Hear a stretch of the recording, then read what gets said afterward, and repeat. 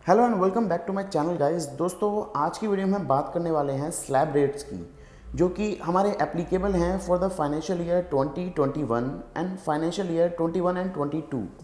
तो अगर आप अपने फाइनेंशियल ईयर 2021 की रिटर्न फाइल करेंगे तो भी ये वाली वीडियो आपके लिए काफ़ी यूज़फुल होने वाली है।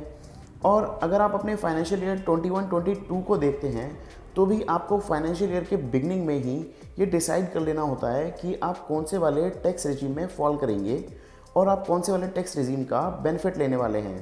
तो अगर आप सैलरीड हैं तो ये भी आपको अपने एम्प्लॉयर को पहले से ही बताना होता है। तो इस वीडियो को एंड तक ज़रूर देखें, ये वाली वीडियो आपके लिए काफ़ी यूज़फुल होने वाली है। दोस्तों, अगर आप एक इंडिविजुअल हैं और आपकी उम्र 60 साल से कम है तो आपके लिए इनकम टैक्स के ओल्ड रिजीम में जो स्लैब रेट्स एप्लीकेबल हैं वो हैं ये, जिसमें कि आपकी 2.5 लाख की इनकम तक कोई टैक्स नहीं लगता। अगर आपकी इनकम 2.5 लाख से 5 लाख है तो आप पे टैक्स रेट एप्लीकेबल होता है 5%। अब 5 लाख से ऊपर वाली इनकम अप टू 10 लाख, उस पर टैक्स रेट लगता है 20%। और जो आपकी 10 लाख से भी ऊपर की इनकम है उस पर टैक्स रेट लगता है 30%।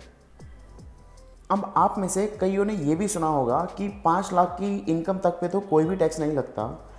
तो इसके बारे में हम बात करेंगे वीडियो में थोड़ा आगे चल के कि हमें कौन सा रिबेट मिलता है और वो कितने अमाउंट तक होता है, जिससे हमारी 5 लाख तक की इनकम पे कोई भी टैक्स नहीं लगता। अब हम आ जाते हैं उन वाले इंडिविजुअल्स के लिए जिनकी एज 60 साल से ज़्यादा है बट अप टू 80 ईयर्स है, जिनको हम सीनियर सिटीजन्स भी कहते हैं।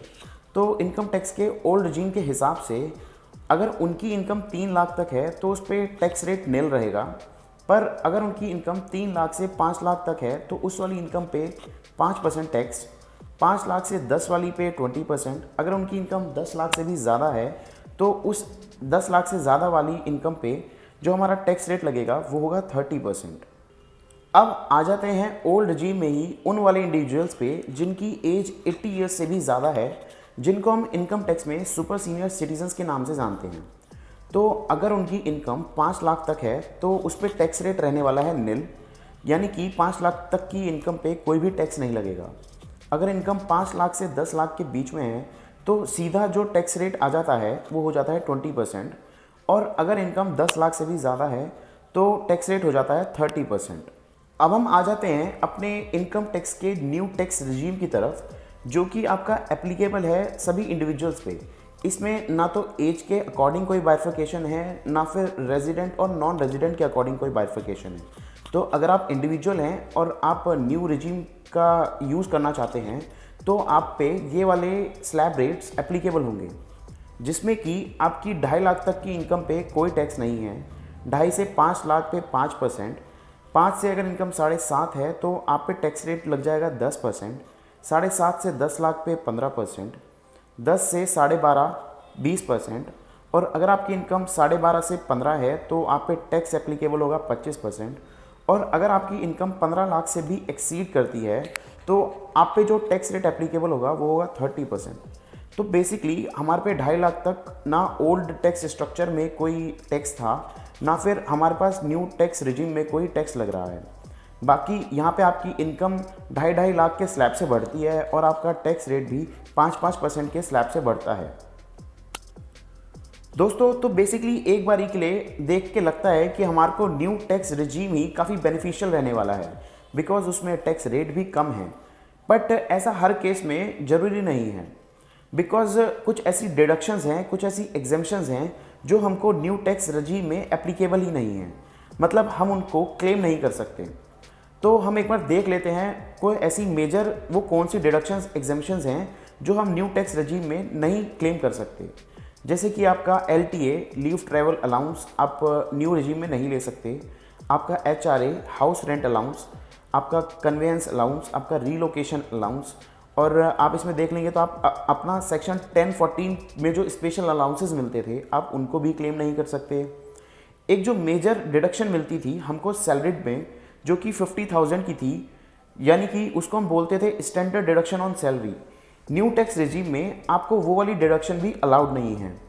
और बात करते हैं अगर हम सेक्शन 24 की, जो कि आपका इंटरेस्ट ऑन हाउसिंग लोन था, आप न्यू टैक्स रिजीम में वो इंटरेस्ट भी क्लेम नहीं कर सकते।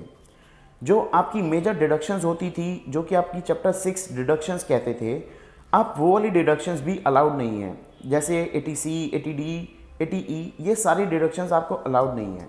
केवल एक ही डिडक्शन आपको यहाँ पे अलाउ की गई है, वो है आपकी 80CC जो कि आपकी NPS की डिडक्शन होती है। दोस्तों, एक काफ़ी कॉमन डाउट होता है switching between the old and new regime. तो जैसे कि अधिकतर लोगों को लगता है, सपोज़ हमने इस साल एक अपना टैक्स रेजिम ऑप्ट कर लिया, सपोज़ ओल्ड टैक्स रेजिम हमने ऑप्ट कर लिया।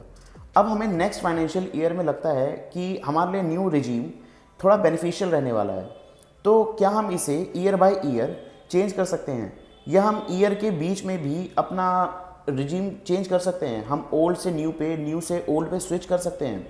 तो इसके लिए मैं इसको दो पार्ट्स में बाइफरकेट करना चाहूँगा। अगर हमारी इनकम आ रही है सैलरी से या फिर किसी और हेड से जो कि अदर देन बिजनेस प्रोफेशन है, तो individual can change the option of selecting the tax regime every year. तो आप उसको हर साल चेंज कर सकते हैं अपने बेनिफिट के हिसाब से। पर अगर वहीं आपका बिजनेस प्रोफेशन है, तो आपके लिए the option to choose between the tax regime is available only once for a particular business. तो आप ईयर बाय ईयर अपने बेनिफिट के हिसाब से उसको चेंज नहीं कर सकते। इन सिंपल वर्ड्स, अगर आपका बिजनेस प्रोफेशन है तो आपको एक ही बार अपने एक पर्टिकुलर बिजनेस के लिए चूज़ कर लेना है कि आप ओल्ड रेजीम में रहेंगे या फिर न्यू रेजीम में। अब मैं आपको ले चलता हूँ कुछ ऐसे जनरल पॉइंट्स की तरफ। तो चाहे आप ओल्ड टैक्स रेजीम फॉलो करें चाहे न्यू टैक्स रेजीम, वो आपके लिए सेम ही रहने वाले हैं। तो सबसे पहले बात कर लेते हैं हम रिबेट अंडर सेक्शन 87A। तो अगर आपकी इनकम 5 लाख तक है, यानी कि आपकी income does not exceed 5 lakh, तो आपके लिए जो रिबेट है वो 100% ऑफ द इनकम टैक्स और 12,500 विच एवर इज लेस। तो यहाँ पे हमारा वो पॉइंट भी सॉल्व हो जाता है। जैसे मैं पहले कह रहा था, आप में से कई लोगों ने सुना होगा कि अगर हमारी इनकम 5 लाख तक है तो हम पे कोई टैक्स नहीं लगेगा। तो इसी वाले रिबेट के थ्रू वो पॉसिबल होता है। अगर आपकी इनकम 5 लाख तक है तो आपको या तो 100% ऑफ द टैक्स का या 12,500 विच एवर इज लेस का आपको रिबेट मिल जाता है। दूसरा पॉइंट हम कवर कर लेते हैं एजुकेशन सेस का। आपकी जो भी आप टैक्स रिजीम फॉलो कर रहे हैं, आपको अपने इनकम टैक्स पे 4% एजुकेशन सेस लगेगा ही लगेगा। अब हम अपने लास्ट पॉइंट की तरफ चलते हैं, जो कि है सरचार्ज। अगर सपोज आपकी इनकम 50 लाख तक है तो आप पे सरचार्ज की एप्लीकेबिलिटी बनेगी ही नहीं। बट अगर आपकी इनकम 50 लाख को एक्सीड करती है तो आप पे जो सरचार्ज की एप्लीकेबिलिटी बनेगी वो होगी 10%। और ये है अगर 50 लाख से 1 करोड़ तक।